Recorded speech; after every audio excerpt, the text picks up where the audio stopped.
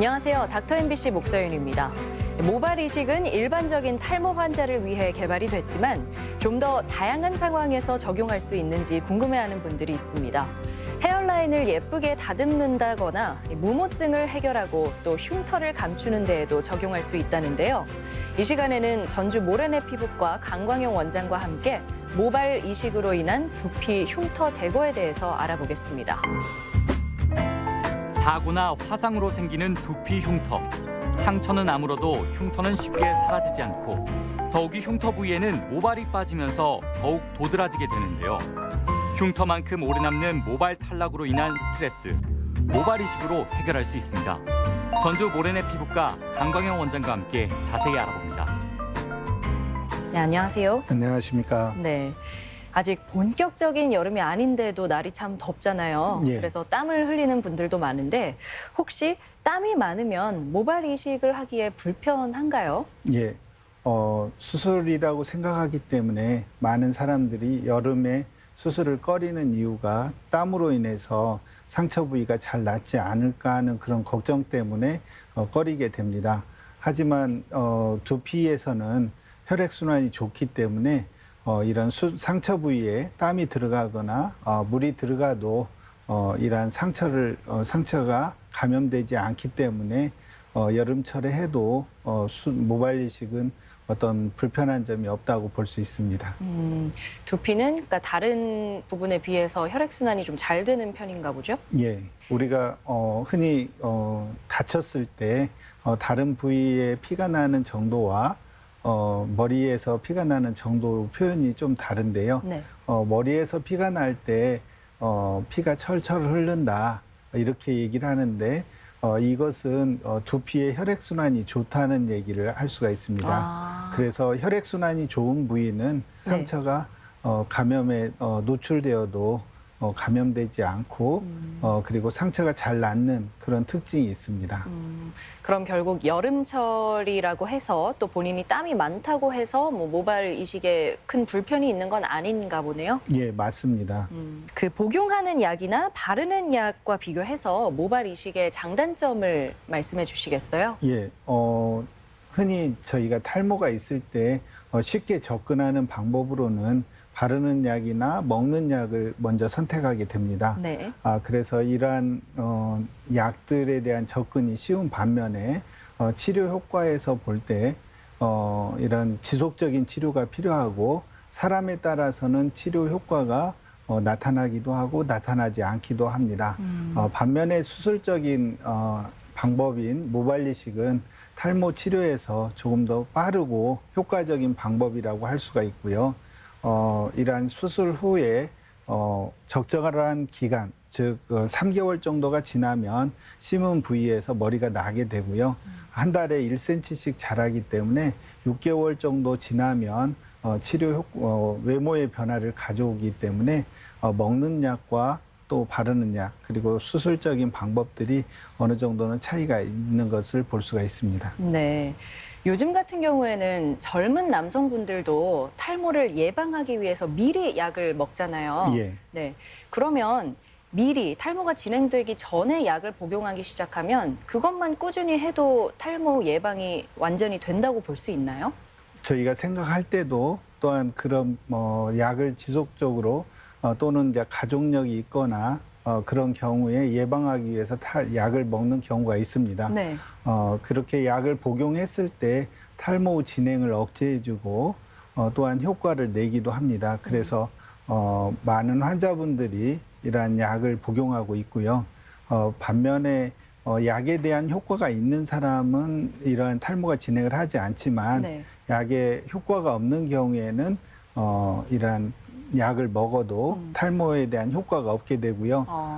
또한 약을 먹다가 중단하게 되는 경우에는 네. 또 기존의 정상적인 속도로 탈모가 진행되기보다는 본래 진행되었던 그런 그 만큼의 갑작스러운 탈모가 나타나게 됩니다. 그래서 약을 먹었을 때는 효과를 낼 수가 있지만 중단하면은 탈모의 그런 그 진행이 빨라지게 됨으로써 조금 더 본인이 스트레스를 많이 받게 됩니다. 네, 결국 뭐 약물을 복용하는 건 탈모가 진행되기 전에 효과를 볼 수 있는 것 같은데요. 예. 네, 그럼 이미 진행된 후라면 결국 모발 이식에 도움이 필요할 수도 있겠는데요.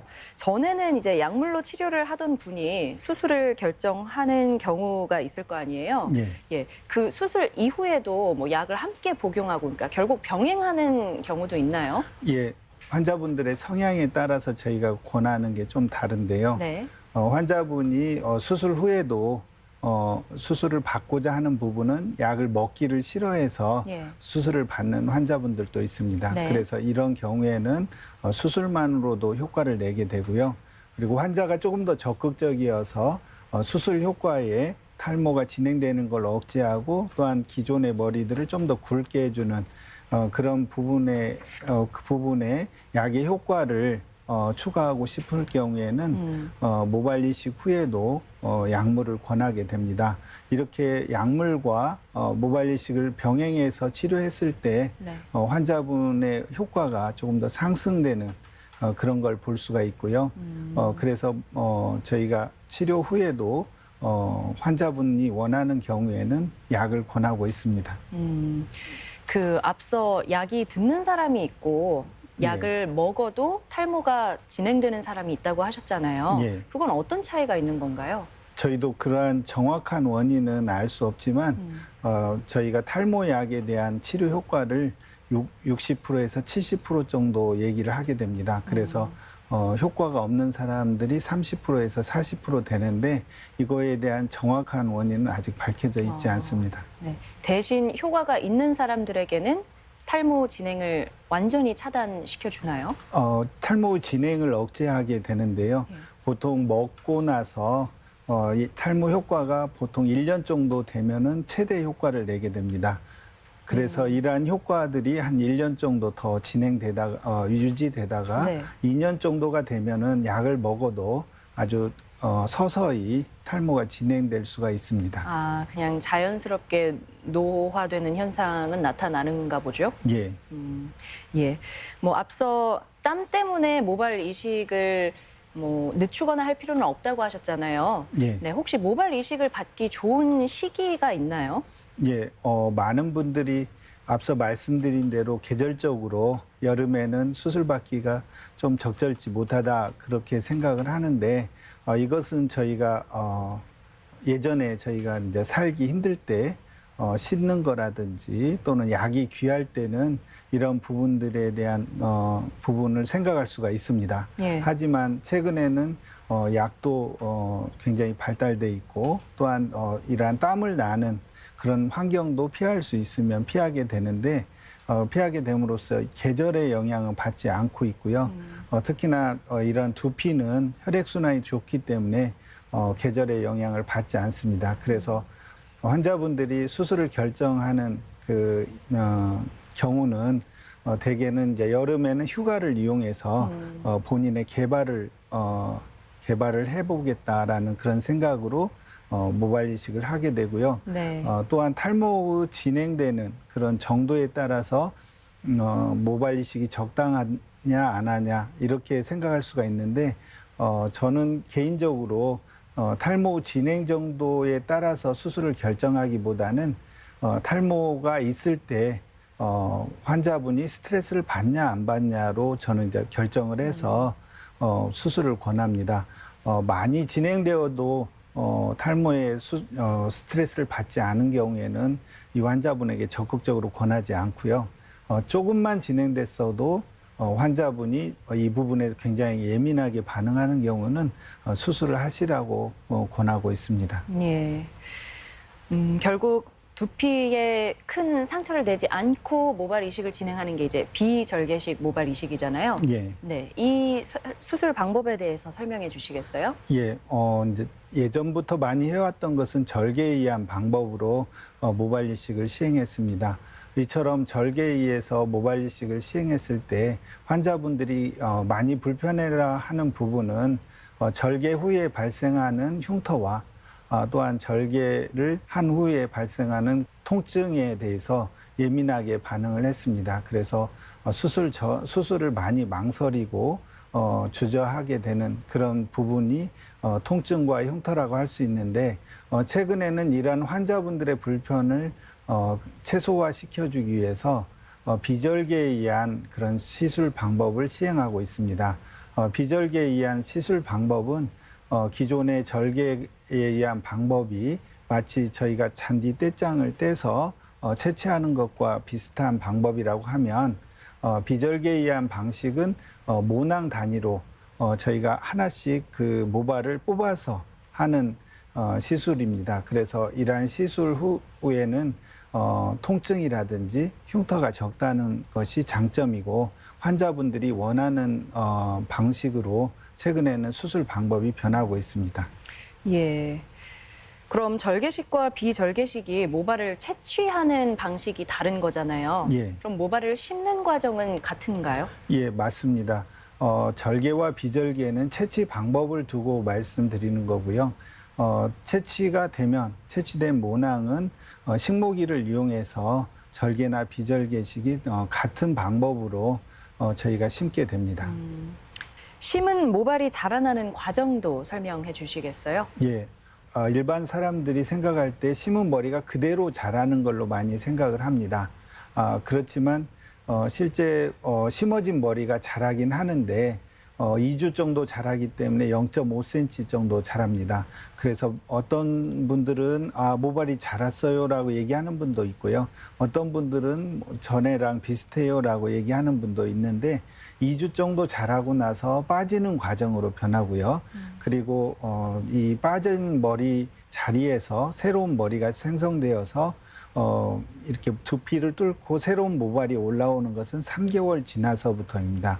그래서 심은 지 3개월이 지나면 새로운 머리가 올라와서 한 달에 1cm 정도의 성장을 하게 되고요. 그래서 6개월 정도가 되면은 3cm 정도의 모발이 새로 자라기 때문에 외모의 변화를 가져오고요. 그 뒤로도 지속적으로 성장을 하게 됩니다.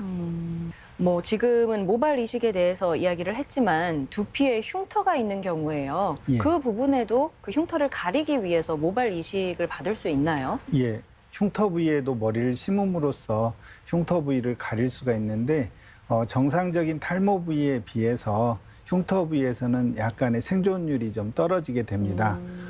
흉터가 가령 오래됐거나 또한 흉터 자체가 깊어서 상처 부위가 딱딱하고 혈액순환이 떨어진 경우에는 특히나 더 생존율이 떨어지게 되고요. 반면에 두피가 두꺼운 흉터라든지 혈액순환이 좋게 보여지는 그런 흉터에서는 탈모 부위에서와 비슷한 정도의 생존율을 보이게 되고요. 이러한 그 탈모 흉터 부위에 머리를 심음으로써 이러한 흉터가 감춰지기 때문에 이러한 흉터로 인한 스트레스에서부터 조금 더 편해질 수 있는 것 같습니다. 그렇죠. 그런데 두피에 흉터가 남는 경우는 어떤 경우일까요? 예, 가장 많이 흉터를 나는 것은 이제 어떤 사고라든지 다쳐서 그런 경우가 많고요. 어떤 경우에는 이제 뇌 수술을 받았다든지 이제 수술을 해서 생기는 그런 흉터도 있게 됩니다. 네. 그리고 또한 다른 부분에서 보면은 두피에 어떤 그 점이 있다든지 했을 때도 흉터가 생기게 되고요. 출생할 때 자극이 있어서 조그마한 상처가 났을 때도 역시 두피에 흉터를 만들게 됩니다. 실제로 두피에 있는 흉터 때문에 뭐 내원을 하시는 분들도 있나요? 예, 머리가 길었을 때는 두피에 흉터가 그렇게 신경 쓰이지 않다가 이제 가령 이제 젊은 친구에서는 군대 가려고 할 때 머리를 깎았는데 그 부위에 흉터가 보여서 이러한 흉터 때문에 조금 더 스트레스를 받기 때문에 이 부위를 가려야 되겠다 그렇게 생각을 하고 오는 환자분들도 많이 있습니다. 흉터 부위를 가리기 위해서 이제 머리카락을 다시 심는다고 하는데 예. 사실 그러기 위해서는 이제 모발 이식을 해야 되잖아요. 예. 그러면 결국 또 다른 흉터가 남지 않을까 싶은 생각도 들거든요. 예, 맞습니다.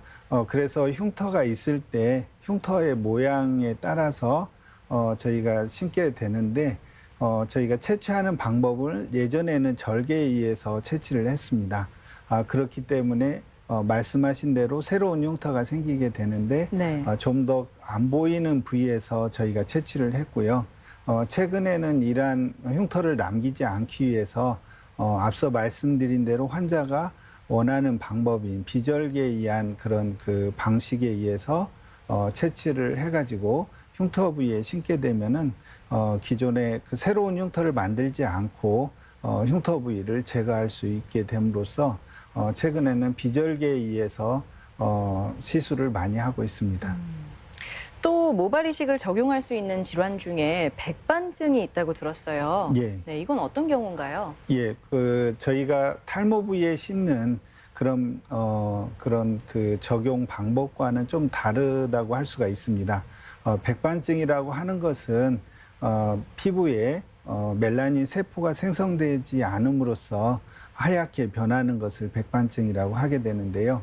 그래서 이러한 치료를 하기 위해서 표피를 이식하기도 하고 그런 방식에 의해서 치료를 하게 됩니다. 즉 멜라닌 세포를 그 부위에다가 이식을 시키게 되는데 모낭에 있는 그런 멜라닌 세포를 모발을 통해서 같이 이식을 해주게 되면은 그 부위에서 그 멜라닌 세포가 좀 더 자라고 멜라닌을 생성하기 때문에 백반증이 좋아지게 되는 그런 논리를 이용해서 백반증 치료하는데도 모발 이식을 이용하고 있습니다. 하지만 이건 이제 백반증이 두피 쪽에 있을 때만 해당되는 경우겠네요? 예, 두피에 있을 때도 하게 되고요. 예. 그리고 눈썹이라든지 그리고 이제 피부에서도 적용을 하게 되는데 네. 이제 피부에 모발이 없는 부위에 모발이 생기기 때문에 네. 이러한 멜라닌 세포가 이식된 후에는 모발을 제거해주는 그런 시술을 다시 하기도 하고요. 최근에는 이러한 그 비절개에 의한 방식에서처럼 정상 피부를 펀치를 내 가지고 백반증 부위에 이식을 하는 그런 방법을 쓰기도 합니다. 다양한 경우에 모발 이식이 시행돼서 이 모발 이식의 적용 범위가 더 넓어진다는 느낌이네요. 예, 맞습니다. 저희가 전에는 생각지 못했던 부위에도 모발 이식을 하게 되고요. 네. 또한 채취하는 부위도 다양해지고 있습니다. 그래서 채모를 채취해서 탈모 부위에 심게 되는데 특히나 얼굴의 수염이라든지 이런 부위는 머리도 털이 굵고 조금 더 길게 자라기 때문에 얼굴에 있는 털들도 펀치에 의한 그 비절개에 의한 방식으로 채취를 해가지고 탈모 부위에 심게 됩니다. 더 이상 꼭 머리 뒤쪽의 모낭만을 이렇게 비어있는 부위에 심는 게 아닌가 보네요. 예. 실제로 지금도 그러면 뭐 턱수염 부위를 두피 쪽에 이식하고 하나요? 예, 저희가 탈모가 진행이 많이 되어서 두피에 있는 모발을 채취하기가 힘든 경우에 대부분 탈모가 진행이 되면 몸의 털은 많아지게 되고요. 머리의 털은 적어지게 되는데 이때 그 얼굴에 있는 그 수염을 이용해서 탈모 부위에 심습니다. 이렇게 했을 때 환자분에서는 본인이 귀찮은 수염을 제모하는 그런 효과도 있고요. 또한 그 탈모 부위에 심음으로써 새로운 머리가 생기는 그런 효과를 내게 됩니다. 그렇게 했을 경우에 그냥 일반 머리카락하고는 좀 다르게 자라지 않나요? 예, 기존의 머리들은 모낭에 따라서 하나짜리 머리카락도 있고 머리도 있고 하나 나오는 머리 또는 2개 나오는 머리, 3개 나오는 머리가 있게 되는데 수염에서는 주로 하나짜리 머리를 채취하게 되고요. 반면에 수염이 조금 더 굵기 때문에 그 자랐을 때 볼륨감을 가져오거나 머리로서 역할을 하는 데는 충분하다고 볼 수 있습니다. 부자연스럽지는 않은가 보네요. 예. 네. 모발 이식으로 뭐 간단한 흉터를 제거할 수 있는 것에 대해서 한 말씀 부탁드리겠습니다. 예. 환자분들이 이러한 흉터가 있을 때 머리가 길었을 때는 좀 더 가려지니까 스트레스를 덜 받게 되는데 노출되었을 때 탈모 못지않게 스트레스를 받는 것 같습니다.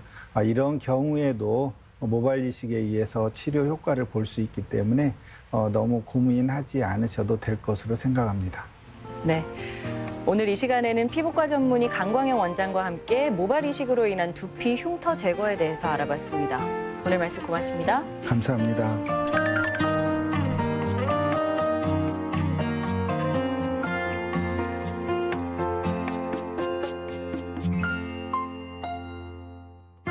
부터는 뇌혈관 질환과 관련된 14개 항목에 적용하는 건강보험 기준이 확대됩니다.